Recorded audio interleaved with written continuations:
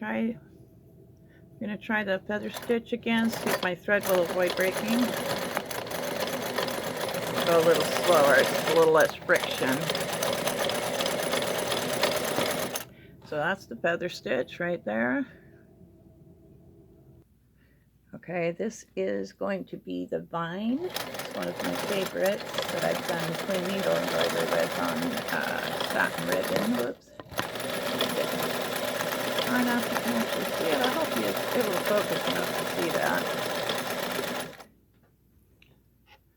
Does it show up good? Yeah, it does. Okay, good.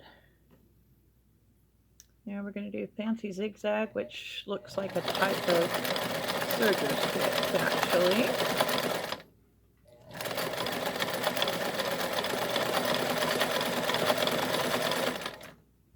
See, kind of like a serger stitch. Okay, this next one's supposed to be branches. Personally, I think it looks more like feathers than the feather one.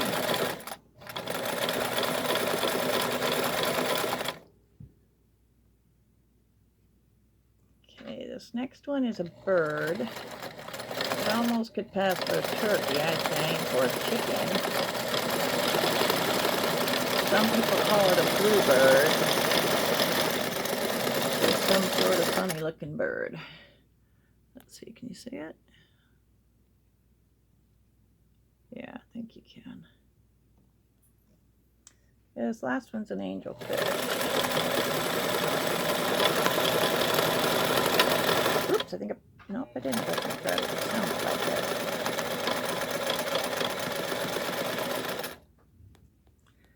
See the lovely little angelfish. But anyway, all of these pretty stitches sewn on my mom's 1750 that's going to my brother Dan's house. And I'm sending the extra cams. The 1750 does not come with all those cams originally. I'm actually sending a set from 1813 Kenmore so that Mom will have more stitch choices. I am going to go ahead and include the Turkish hem cam, but you will definitely need to use the stitch regulator on the back of the machine turned all the way to towards the hand wheel.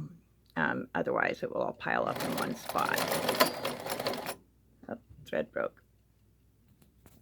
Okay, I'm going to try the Turkish hem stitch again here. Let's see. Hopefully the thread won't break on us again. But we've been having some problems with the it might be having, I'm going to try.